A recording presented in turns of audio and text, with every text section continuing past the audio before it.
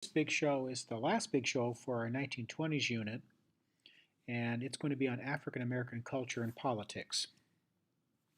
It's important to talk first about what is called the Harlem Renaissance, which was an African American artistic development, racial pride, and political organization in the 1920s.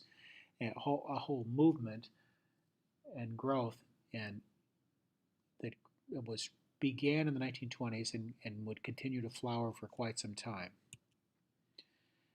African American writers express proud defiance and bitter contempt of racism, kind of a pushing back of racism during the 1920s. Writers like Claude McKay and Zora Neale Hurston, Len Langston Hughes. The 1920s also saw the growth of the blues, a style of music evolving from African American spirituals and noted for its melancholy sound.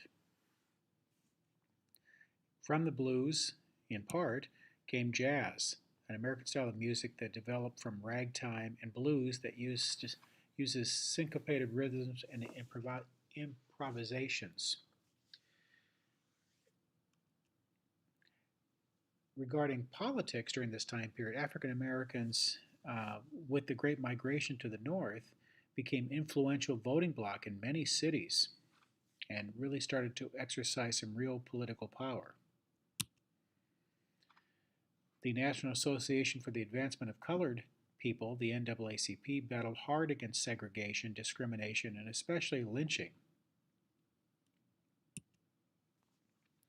And finally, Marcus Garvey founded the Universal Negro Improvement Association and advocated separation and independence from whites. He actually advocated many African Americans leaving the United States and going to Africa to colonize. Certainly independence and separation from white people. And that is your big show on African American art and influence during the 1920s.